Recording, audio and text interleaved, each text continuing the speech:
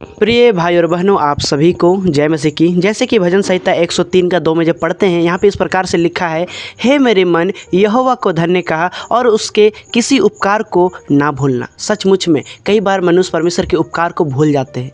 मेरे दोस्त, परमेश्वर ने हमारे जीवन में कितने बड़े बड़े काम किए हैं। हम लोग कितना दारू पीते थे, कितना शराब पीते थे, कितना व्यभिचार में थे, कितना पाप में थे, लेकिन परमेश्वर ने वहाँ से निकाला। इस उपकार को आप कैसे भूल सकते हो। सचमुच में मेरे दोस्त, हम परमेश्वर के उपकार को कभी भी नहीं भुला सकते हैं, कभी भी नहीं। जब मैं अपने जीवन में देखता हूँ कि मैं किस दलदल में था, मैं किस भयविचार की दुनिया में था, लेकिन मेरे पर परमेश्वर ने दया दिखाया और मुझे वहाँ से छुड़ा लिया। और मैं आज कैसे भुला सकता हूँ परमेश्वर को, कभी नहीं भुला सकता हूँ। इसलिए मेरे दोस्त, आज का संदेश से बस यही कहना चाहूँगा, आप लोग भी परमेश्वर को कभी मत भूलना, क्योंकि वो दयालु परमेश्वर है, आपसे प्रेम करता है। मेरे दोस्त, जब आप उसकी इच्छा में चलोगे ना, आपको आनंद और खुशी मिलेगा। सचमुच में आपको बताता हूँ, जो खुशी बाइबल वचन में है ना, वो खुशी दुनिया का कोई भी कोना में खोज लीजिए, कहीं नहीं मिलने वाला है। और मेरे दोस्त, ये जो बाइबल वचन है, कोई आम आदमी अगर पढ़ेगा ना, उसको कुछ भी समझ में नहीं आएगा। इसके लिए आपको पश्चाताप करना पड़ेगा, मन फिराना पड़ेगा, प्रभु यीशु मसीह को अपना जीवन देना पड़ेगा। जब पवित्र आत्मा आपके जीवन में आएगा, वो आपको सिखाएगा और वो आनंद को देगा, जो यीशु मसीह कहता है, मैं अपनी शांति तुम्हें दिए जाता हूँ।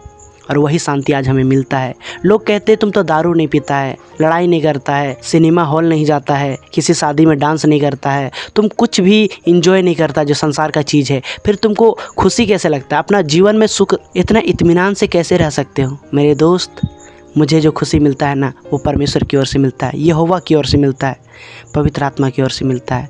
मुझे संसार का खुशी नहीं चाहिए, क्योंकि संसार का खुशी के बाद एक बहुत भयानक दुखी है, जिसको हम कहते हैं नरक। इसीलिए कहते हैं मेरे दोस्त, यहोवा को ना भूलना, क्योंकि यहोवा ने आपके जीवन में बड़ा बड़ा काम किए हैं। सोच के देखिए कि आप कहाँ पे थे और परमेश्वर ने आपको कहाँ पर लेकर आया है। मैं पैसा धन दौलत की बात नहीं कर रहा हूँ, आपकी जीवन की बात कर रहा हूँ। जो सचमुच में यीशु मसीह को अपना जीवन देता है, उसका जीवन सचमुच में बदल जाता है, सचमुच में बदल जाता है। जीवन देने का अर्थ यह नहीं है कि हमने बपतिस्मा ले लिया, नहीं। जीवन देने का अर्थ यह है, आपने मन फिराया, सच्चे मन से अपने आप को स्वीकार किया कि मैं एक पापी मनुष्य हूँ, और उस परमेश्वर के पुत्र पर विश्वास किया, जिन्होंने सारे जगत के लिए अपना प्राण को दिया। उस पर जब आप विश्वास करते हो और अपने गुनाहों को मान लेते हो कि मैं सचमुच में एक पापी इंसान हूँ, तो परमेश्वर आपको दिल से क्षमा करता है और आपको वचन देता है, आज्ञा देता है, और चलने के लिए आपको एक सहायक देता है, जिसका नाम है पवित्र आत्मा, जो परमेश्वर का आत्मा है, और वही हमें चलने के लिए मार्ग दिखाता है। सचमुच में मेरे दोस्त, जो परमेश्वर ने हमारे जीवन में उपकार किया है ना, हम उसे कभी भी नहीं भुला सकते हैं। इसीलिए मैं अंत की बात यही कहना चाहूँगा, आप लोग भी परमेश्वर को कभी मत भूलना, क्योंकि परमेश्वर ने आपके जीवन में ज़रूर कोई ना कोई उपकार किया है। इसलिए मेरे दोस्त, ऐसा हो ही नहीं सकता कि परमेश्वर किसी के जीवन में उपकार ना किया हो। सारे के जीवन में कुछ ना कुछ उपकार किया है और आप उसे भुला नहीं सकते हैं। आप परमेश्वर का वचन को, परमेश्वर का प्रेम को कभी भुला नहीं सकते हैं।